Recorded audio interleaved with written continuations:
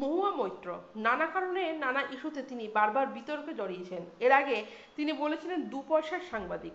এ নিয়ে রাজ্য জুড়ে তোলপাড় কিছু কম হয়নি। তবে এবার সেই মহুয়া নির্বাচনী প্রচারে বলেন লাওয়ারিস বাচ্চা। সেই সংক্রান্ত একটি ভিডিও সোশ্যাল মিডিয়ায় ভাইরাল হয়। সেই ভিডিওতে দেখা যাচ্ছে মহুয়া মাইকে বলছেন, এই লাওয়ারিস বাচ্চাগুলোকে সরাও, বারবার বলছি। ভিড় নিয়ন্ত্রণের সময় তাকে বলতে শোনা যায়, এই লাওয়ারিস বাচ্চাগুলোকে কেন এখানে আছে, বাইরে রাখো। মহুয়াকে একথা বলতে শোনা যায়। আসলে নদিয়ার কালীগঞ্জে সভা ছিল অভিষেক বন্দ্যোপাধ্যায়।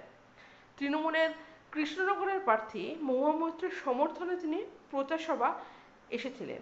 তবে অভিষেক আসার আগে মঞ্চ থেকে ভিড় নিয়ন্ত্রণ করছিলেন তিনি। সেই সময় তাকে বলতে শোনা যায়, এই লাওয়ারিস বাচ্চাগুলোকে কয়েকটা এখানে আছে, সরাও, বাইরে রাখো। অভিষেক আসার আগে মহুয়া এভাবে সভাস্থলে আশেপাশে থাকা বাচ্চাগুলিকে সরানোর জন্য তিনি লাওয়ারিস শব্দ ব্যবহার করেছেন। কিন্তু বাচ্চাদের আগে লাওয়ারিস শব্দ বসানো কতটা যুক্তিযুক্ত তা নিয়ে উঠছে প্রশ্ন। এ নিয়ে বিজেপি নেতা রাহুল সিনহা জানিয়েছেন, আমি অবাক হইনি।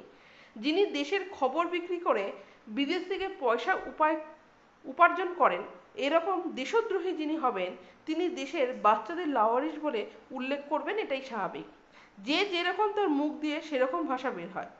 সিপিএম নেতা সুজন চক্রবর্তী বলেন, রাজনীতিতে একটা শিষ্টাচার থাকা দরকার, নীতি নৈতিকতা মূল্যবোধের কোনো ব্যাপার নেই। আর তৃণমূল নেতা শান্তনু সেন বলেন, কোন পরিপ্রেক্ষিতে এই কথা তিনি বলেছেন এটা জানা দরকার। তবে মানুষের শব্দ চয়নের আগে আরও একটু সচেতন হওয়া দরকার। এদিকে এর আগে একটি অডিও ক্লিপ ভাইরাল হয়েছিল। সেখানে শোনা গিয়েছিল মহুয়া বিতর্কিত কিছু কথা বলছেন।